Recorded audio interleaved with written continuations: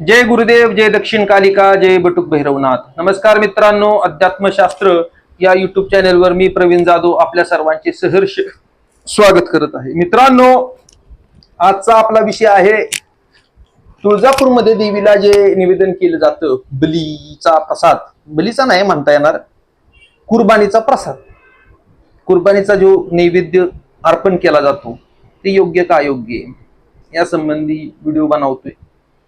तर याच्यावरती विषय सेन्सिटिव्ह आहे, गुंतागुंतीचा आहे. सकाळी फेसबुकवरती मी याच्यावरती पोस्ट बघितली. त्याच्यामध्ये एका भक्ताचं म्हणणं होतं, एका देवीच्या भक्ताचं म्हणणं होतं, बहुधा दक्षिण मार्गी उपासक असावा, शुद्ध सात्विक असावा, वैष्णव मार्गाशी प्रेरित असावा, वैष्णव संप्रदायाशी प्रेरित असावा. त्याने कडाडून विरोध केला किंवा हे चुकीचं आहे, देवीची विटंबना झाली असा. दुसरा एक वर्ग आहे, बहुधा वामाचारी असावा, वाममार्गी असावा. त्यांच्या कुळामध्ये पूर्वी वाममार्गी उपासना चालत असावी. त्या माध्यमातून ते मांस इत्यादीचा नैवेद्य देवीला देत असतात. तर विषय सेन्सिटिव्ह आहे, मोठा विषय दिसतोय, एवढा सोपा नाही मित्रांनो. विषय हा लय खोल आहे हा विषय. तर योग्य का योग्य, ह्यांचं खरं का ह्यांचं खरं, या अनुषंगानं ह्याच्यावर थोडासा उहापोह व्हावा आणि शास्त्र ग्रंथांचा आधार धरून उहापोह व्हावा या अनुषंगाने मी व्हिडिओ बनवतोय. मित्रांनो, व्हिडिओ बनवण्याचा उद्देश एवढाच आहे की मी कुणाची बाजू न घेता, कुणालाही हे न करता, माझं जे मत आहे, शास्त्र काय सांगतात त्या अनुषंगाने मी सांगतो. तर शास्त्रामध्ये देवीची उपासना अनेक प्रकारे करण्याचे विधान आहे. दक्षिणाच्या थोडक्यात साधा सरळ सोपा, सात्विक, राजसिक, तामसिक तिन्ही प्रकारे देवीची उपासना केली जाते. देवीला तिन्ही प्रकारे केलेली उपासना मान्य देवी ग्रहण करत असते. देवीची उपासना करण्याचे अनेक मार्ग आहेत, एक मार्ग नाही. वेदाचार, वैष्णवाचार, शैवाचार, वामाचार, वैष्णवाचार नंतर दक्षिणाचार, शैवाचार नंतर दक्षिणाचार, त्यानंतर वामाचार, कौलाचार, सिद्धांताचार इत्यादी, समयाचार इत्यादी अनेक मार्ग आहेत देवीची उपासना करण्याची, आचार पद्धती आहेत. प्रत्येक आचार प्रणालीचा एक एक आचार्य आहे. त्यांना प्रत्येकाला एक एक काय म्हणतात त्याला, प्रोसिजर आहे, नियमावली, आचारसंहिता आहे. प्रत्येकाला प्रत्येक मार्गाची एक एक आचारसंहिता आहे. वामाचारची आचारसंहिता आणि दक्षिणाचारची आचारसंहिता भिन्न भिन्न आहे. वैष्णवाचार आणि शैवाचार यांची आचारसंहिता भिन्न भिन्न आहे. प्रत्येकाची भिन्न भिन्न आहे.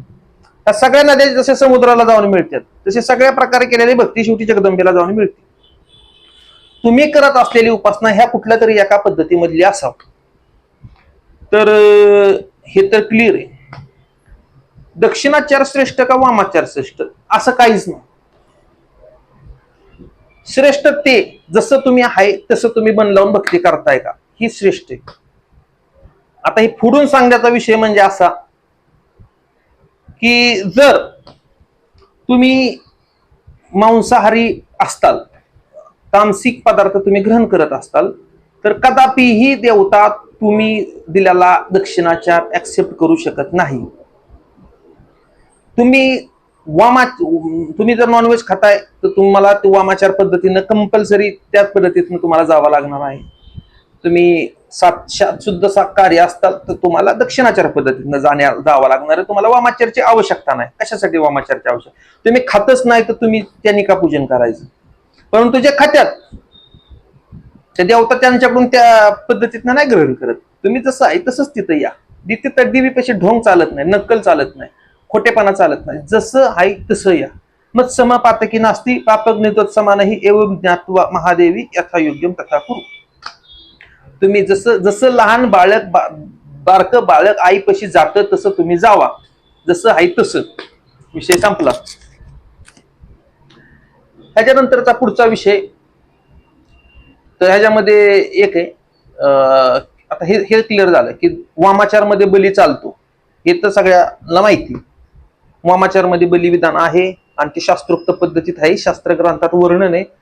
ह्या अख्ख्या भारतामध्ये, महाराष्ट्रामध्ये, भारतामध्ये जर असा वेदज्ञ, वेदाचा जाणकार, तंत्रशास्त्राचा जाणकार, जर कोणी येऊन मला जर सिद्ध करून दाखवलं की हिंदू धर्मामध्ये बलिविधान नाही, तर मी त्याला रोख 21,000 रुपयाचं बक्षीस द्यायला तयार आहे, माफी मागून, क्षमायाचना करून. फक्त त्याने मला शास्त्रांचा आधार घेऊन सिद्ध करून दाखवावं की बाबा बलिविधान हिंदू धर्मात नाही.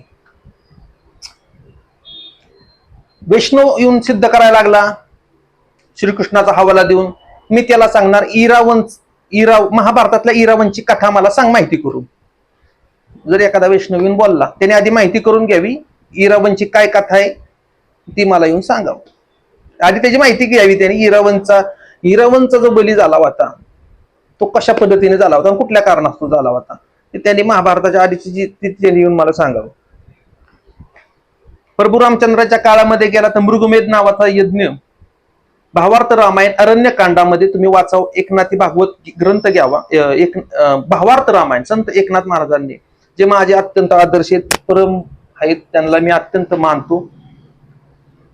एकनाथी भागवत आणि संत एकनाथांना विशेष माझं प्रेम आहे. भावार्थ रामायण मी त्यांचा आवडीनं वाचत असतो. भावार्थ रामायण त्यांनी आणावं, वाचावं. आधी अरण्यकांड पूर्ण वाचावं आणि नंतर मला येऊन सांगावं, जी काय वैष्णव मार्गात विरोध करणार आहेत त्यांनी अरण्यकांड वाचावं, नंतर येऊन सांगावं की बलिविधान आहे का नाही हिंदू धर्मामध्ये. मनुस्मृती वाचावी, वेद वाचावेत, मृगमेध इत्यादी यज्ञ वाचावेत, यज्ञांची वर्णनं वाचावी आणि मग सांगावं आहे का नाही. शाक्त आला तर त्याने, एखादा शक्तीचा उपासक आला तर त्याने आधी वैकृती रहस्य वाचावं, दुर्गा सप्तशती मधलं, कालिका पुराण वाचावं, देवी भागवत वाचावा आणि त्यानंतर यावं आणि सांगावं मला की ह्याच्यामध्ये बलिविधान नाही. मी पैंस द्यायला तयार आहे, पहिली गोष्ट. तर आता व्हिडिओ मी एवढ्या पोटतिडकीने का बनवतोय, त्याचं कारण सांगतो की शक्ती उपासकांमध्ये हे आपापसातला झालेला टकराव हे कुठेतरी वाईट वाटते की बाबा शक्तीची उपासना आपण करतोय, बरं दक्षिणाचार पद्धतीने करू, वामाचारने करू, वैष्णवाचार, शैवाचार, कुठल्या मात आपापसात का तुम्ही हे करताय, मतभेद का करताय. मित्रांनो, दक्षिणाचार पद्धतीतनं उपासना करणारा चूक आहे का? नाही. वामाचार पद्धतीतनं पूजा करणारा चुकीचा आहे का? अजिबात नाही.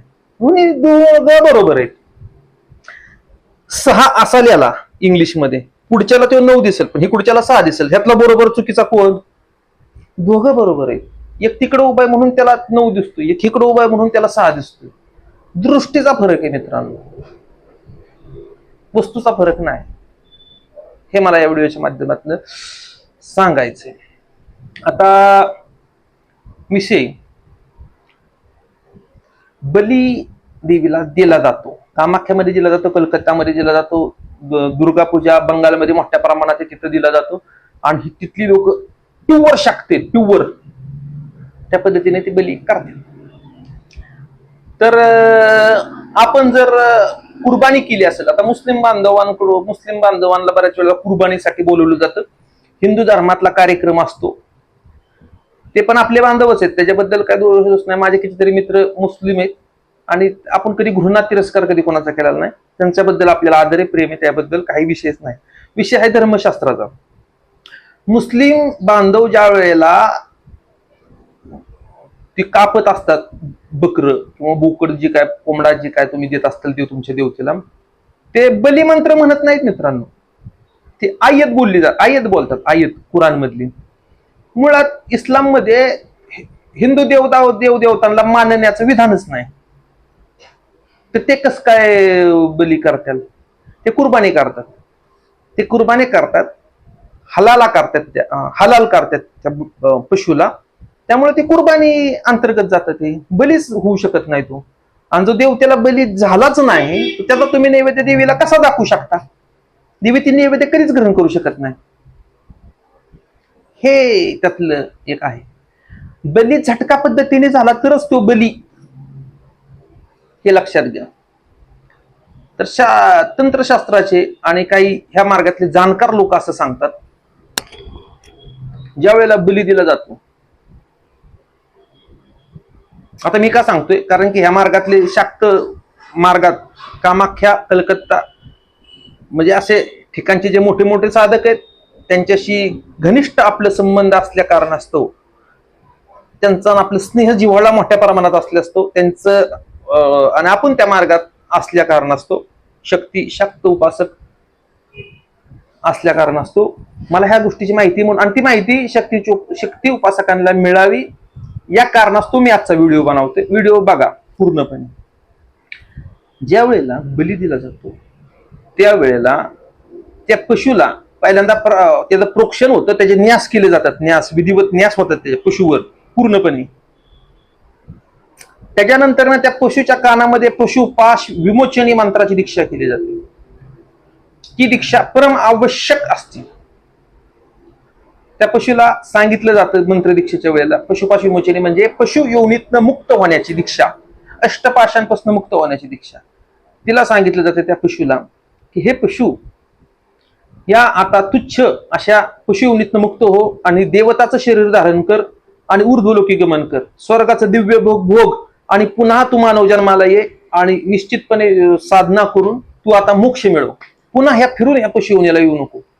आम्ही आता या ठिकाणी देवता प्रित्यर्थ तुला बली देतोय, त्यामुळं पशुतला सर्व पशूंमध्ये तू उत्तम आणि भाग्यवान आहेस, तू महाभाग्य आहे तुझं, या ठिकाणी तुझा बली होतोय. आणि या ठिकाणी बली होत असल्या कारणास्तव तुझ्यावर जे आता शस्त्रप्रहार जे आम्हाला केला जातोय त्याच्याबद्दल तू आम्हाला क्षमा कर आणि ह्याचा कुठलाही तू वाईट वाटून मनामध्ये घेऊ नकोस किंवा आमच्यावर नाराज होऊ नकोस, ह्याचं दुःख तो मनामध्ये ठेवू नकोस. कारण की ही क्षणभराची जी काही वेदना आहे ती तू विसरून जा आणि ऊर्ध्वगतीला जा, असं त्या माध्यमातून त्याला सांगितलं जातं. पशुपाश विमोचनेची दीक्षा केली जाते. त्यानंतर शस्त्रपूजन केले जातं. शस्त्रेमध्ये देवतेला आव्हान केलं जातं आणि एका शस्त्राच्या एकाच प्रहारामध्ये त्याला हे केलं जातं. त्याच्या पाठीमागे भूमिका काय असते मित्रांनो? त्याच्या पाठीमागे भूमिका असते झटक्या पद्धतीमध्ये की ह्या पशुला कमीत कमी त्रास व्हावा असं कापून त्याला जास्त तडफडला नाही पाहिजे तू, असं ह्या माध्यमातून शिकवणूक दिली जाते की याला कमीत कमी त्रास होऊन झटका पद्धतीने तो व्हावा. त्याला कळलं पण नाही पाहिजे की आपला कधी बली झाला तो, असं आहे. आता काही लोक असं म्हणणारे आहेत, काही ते म्हणतात की ही पशुची आई नाही का? निर्बुद्धी लोकांनो, ती तुमची पण आई आहे, माझी पण आई आहे. राक्षसांची आई नव्हती का ती? राक्षसांची नव्हती काय ती पशु? तुमची आई आहे, माझी आई आहे, जशी देवांची आई आहे तशी राक्षसांची आई नव्हती का ती? मित्रांनो, तिने राक्षस कशी सपासपा मारली होती हे नाही कळत तुम्हाला? तिने राक्षस, आणि मी बली नाही का तिचा? का तुम्ही बली नाही? या जगात जन्माला येणारा प्रत्येक जीव तिचा बली आहे. अख्खी सृष्टीच तिचा बली आहे. उत्पत्ती स्थिती विनाशानाम शक्ती भूते सनातनी गुणाश्रय गुणमयी नारायण नमस्ते. ती संपूर्ण सृष्टी तीच निर्माण करत असते, तिचं परत ग्रहण बी करत असते.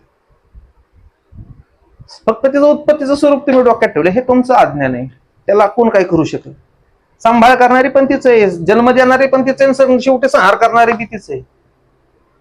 ती काय लौकिक आई नाहीये, ती जगन्माता आहे. ती इच्छा मात्र करून सृष्टी उत्पन्न करते, इच्छा मात्र करून नष्ट पण करते, अशी जगदंबा आहे. दुसरी गोष्ट तर हे सांगायचं होतं मला की ह्या जगातले सगळे बली आहेत तिचे. त्यामुळे ही युक्तिवाद तुम्ही करू नका की ती पशुची आई नाही का. मग आमचा प्रश्न आहे, राक्षसांची आई नव्हती का? मग तिने राक्षस का कापली? तुम्ही समजता ते तसं नाही. आणि जसं वैष्णव मार्गामध्ये जसे साधू संत होऊन गेल्यात ना, तसं शाक्तमध्ये सुद्धा साधू संत होऊन गेलेले आहेत, असं विसरू नका तुम्ही. शाक्तमध्ये भगवान श्री रामकृष्ण होऊन गेलेत संत, त्यांच्या काळामध्ये बली होत होता. रामकृष्णांना विचारलं होतं, त्यांनी सांगितलं ही योग्य पद्धतीने आहे, बलिविधान व्हायलाच पाहिजे. स्वामी विवेकानंद त्यांच्या काळामध्ये बली होत होते, त्यांनी पण सांगितलं ही योग्य, बली होणं ही योग्य गोष्ट आहे. वेदांमध्ये उल्लेख आहे, सगळ्या ग्रंथांमध्ये उल्लेख आहे. किनाराम बाबा महाकौल होते, साधक होते, त्यांच्या बलिविधान होतं तिथं. तारापीठचे जे बामाखेपा होते, महान संत होते, सिद्ध होते, बलिविधान होतं. प्रभू रामचंद्रांचे गुरु वशिष्ठ मुनी तारा भगवती ताऱ्याचे उपासक होते, पंचमकारांनी देवीचं पूजन करायचे, तारेचं बलिविधान होतं. ह्या कसं आहे माहितीये का, ज्या वेळेला शाक्त संप्रदायाचा ह्रास व्हायला लागला ना, आणि ज्या वेळेला लोक सात्विकतेच्या नावाखाली षंड बनायला लागली, सात्विकतेच्या नावाखाली भित्री बनायला लागली, त्यावेळेला परकीयांनी आक्रमण करून देश गुलाम करून टाकला. भैरव उपासनेचा आणि शक्ती उपासनेचा ह्रास जिथं झाला तिथं ही भारत सोन्याची चिडीची ते पंख सगळे उडून गेलं. त्यामुळं भारताला जर आहे का नाही, आपल्या देशाला जर बलवान बनायचं असेल तर शक्तीपूजा, भैरव पूजा ही नितांत गरजेची गोष्ट आहे. सगळ्यात महत्वाचं, तुम्ही बली करा. नॉनव्हेज जे खात्यात सगळ्यात महत्वाची गोष्ट, शास्त्र ग्रंथात भगवान शिवशंकरांनी तंत्रशास्त्रामध्ये सांगितले, देवी बली विना हिंसा सर्वथा वर्जित.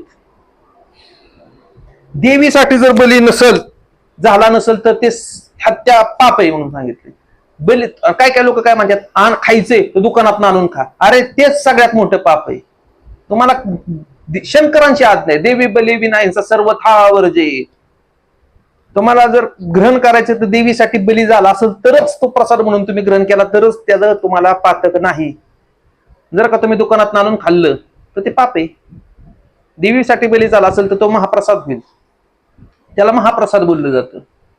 आता अनेक आकलीचे दिवटे येतील दिवे लावायला, पण त्या सगळ्या दिवट्यांना माझं एकच सांगणं आहे की तुम्ही सर्वप्रथम हिंदू धर्माचं पूर्ण अवलोकन करा, वाचा. रामायण पूर्ण वाचा. तुम्ही पहिल्यांदा सगळं रामायण वाचा, महाभारत वाचा, वेद वाचा. पहिल्यांदा वेदामधले उल्लेख वाचा, मनुस्मृती वाचा, अरण्यकांड वाचा, महाभारतातलं ते इरावंचं वाचा, कालिका पुराण वाचा, देवी भागवत वाचा, दुर्गा सप्तशती वाचा, आणि नंतर आकलीचे दिवे लावा आणि एकमेकाबरोबर तुम्ही हे करा. असं मला हे व्हिडिओच्या माध्यमातून सांगायचं. कारण की उथळ पाणी खाळखाळ फार करतं असं बऱ्याच वेळा आढळून आले. ज्याला अक्कल नाही तो ड्युटी लावायला, ड्युटी पेटवायला, असं काय करण्यात अर्थ नाही. हे बघा, वैष्णव मार्ग नाही असं नाही मला म्हणायचं. वैष्णवांचा मार्ग आहे, चांगला मार्ग, अनेक साधू संत त्याच्यात होऊन गेले. पण फक्त तेवढाच मार्ग आहे का असं नाही. एखाद्याच्या प्रवृत्तीला नाही मार्ग सुसट होणार, तो शक्ती मार्गात नाही करल साधना. शक्ती मार्ग नाही एखाद्याला सुट होणार. गणपतीच्या मार्गातनं, गाणपत्य पद्धतीतनं ते उपासना करेल. एखाद्याला गाणपत्य नाही जमत, सौर पद्धतीतनं भगवान सूर्याची उपासना ते करेल. अनेक मार्ग आहेत, अनेक मार्ग आहेत. आपल्या शाक्त परंपरेचं एक महत्वाचा गुणधर्म म्हणजे शाक्त परंपरा ही तुम्ही जसं आहे तसं तुम्हाला ऍक्सेप्ट करते. ही ह्याचा एक मेन ही आहे म्हणजे बेनिफिट, की तुम्ही ते तुम्हाला काय जसं आहे तसं या, असं ह्या शक्ती उपासनेत आहे. मित्रांनो, आता सगळ्यात महत्वाचं एवढा सगळा का मी बोलतोय, पण आज मी नुसतंच बोलणार नाही, तर तुम्हाला प्रॉपर बलिविधान मी देणार आहे. आज प्रॉपर बलिविधान मी व्हिडिओच्या डिस्क्रिप्शन मध्ये देतो. तुम्हाला जर बली करायचं असेल तर त्याच बलिविधानाने प्रॉपर पद्धतीने बली करा तुम्ही, आणि मग तुम्ही देवतेला शोधन करून अर्पण करा.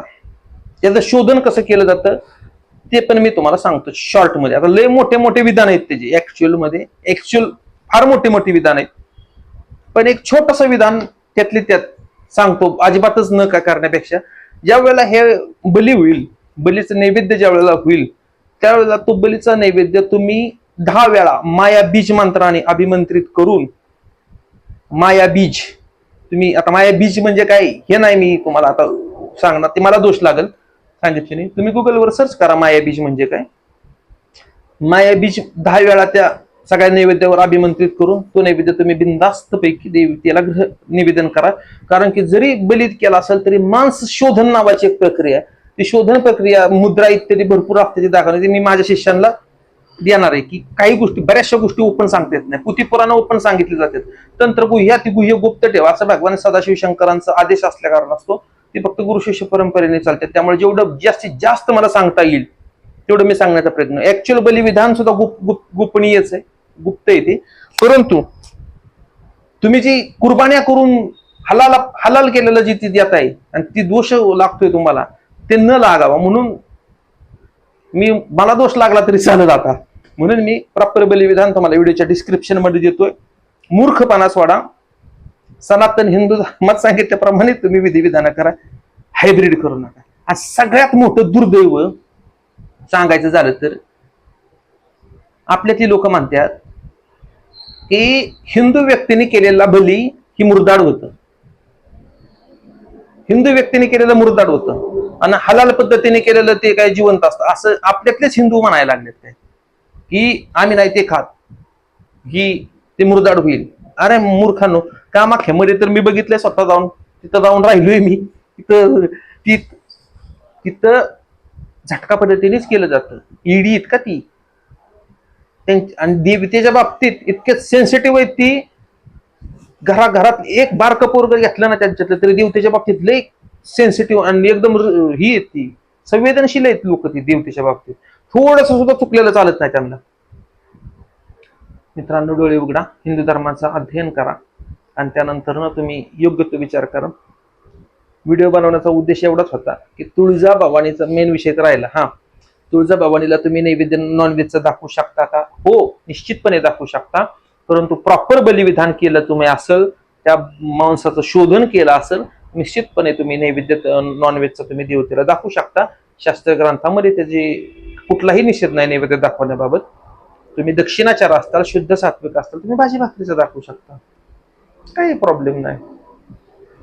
ही व्हिडिओ बनवण्या पाठीमागचा माझा उद्देश आहे. मी दिलेला व्हिडिओ जर तुम्हाला आवडला असेल तर लाईक करा, शेअर करा, सबस्क्राईब करा.